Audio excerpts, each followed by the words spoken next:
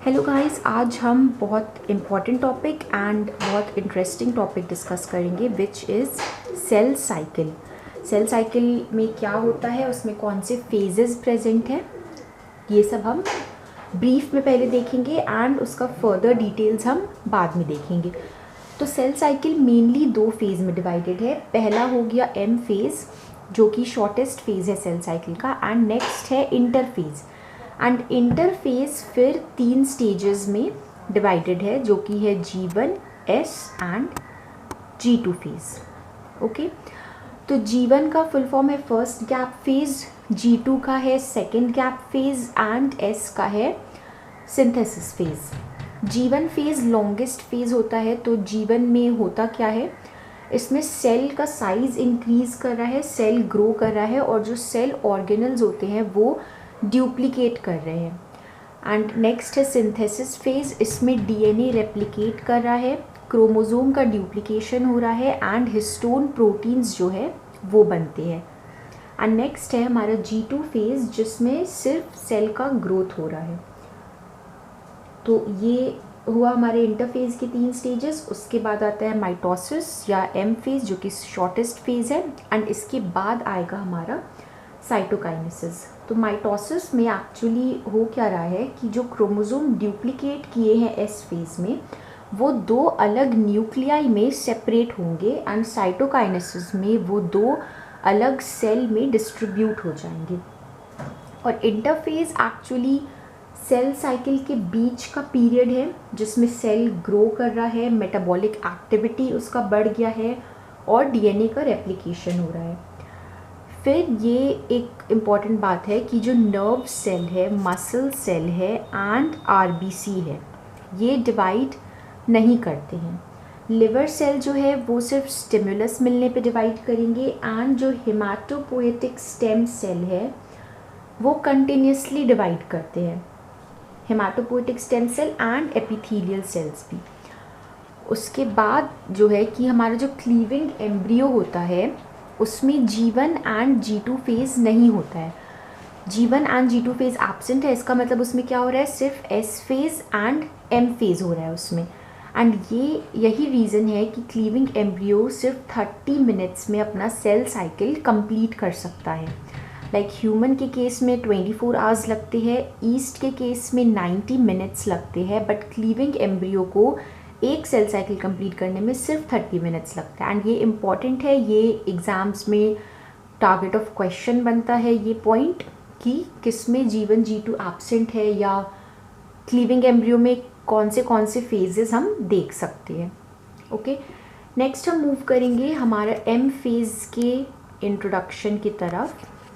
तो जो M phase है या जिसे हम माइटोसिस कहते हैं, तो माइटोसिस का लिटरल मीनिंग क्या है, माइटोसिस का मतलब, माइटोसिस आया है माइटोस वर्ड से।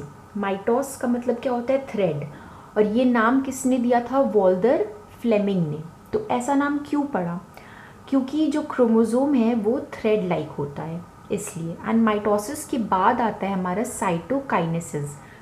तो साइटोकाइनेसिस में जो 2 डॉटर सेल बनते हैं माइटोसिस से, उनका जेनेटिक कंटेंट इक्वल होता है एंड आइडेंटिकल होता है as compare to the mother cell जिससे वो बना है।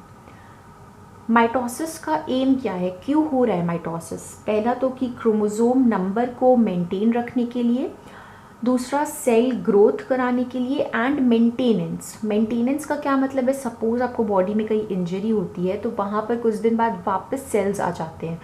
तो ये कैसे हुआ, ये माइटोसिस प्रोसेस के थ्रू ही हुआ है। तो ऑर्गेनिज्म का मेंटेनेंस भी बहुत इम्पॉर्टेंट है। माइटोसिस हैप्लॉइड एंड डिप्लॉइड दोनों सेल में हो सकता है।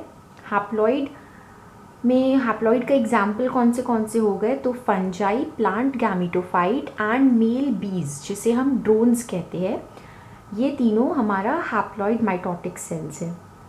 और माइटोसिस में जो मेन एनर्जी है वो क्रोमोसोम के सीग्रीगेशन में जाता है।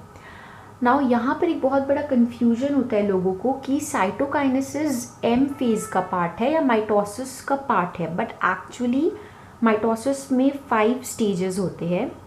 जिसमें आता है हमारा prophase, prometaphase, metaphase, anaphase and telophase. ये प्रोमेटाफेज लोग मिस कर जाते हैं एंड साइटोकाइनेसिस को ऐड कर देते हैं। It is not so. Cytokinesis is not involved in mitosis, it occurs after mitosis.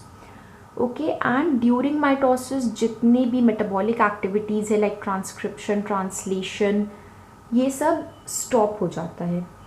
तो इन शॉर्ट या फिर हम ब्रीफ में अगर समझें कि माइटोसिस में क्या हो रहा है, तो पहली बात तो क्रोमोसोम कंडेंस हुआ पहले, देन न्यूक्लियर एनवेलप ब्रेक करेगा, साइटोस्केलेटन रीऑर्गेनाइज करेगा माइटोटिक स्पिंडल बनाने के लिए, क्रोमोसोम ऑपोजिट पोल्स में जाएगा एंड क्रोमोसोम माइटोटिक स्पिंडल से अटैच होगा।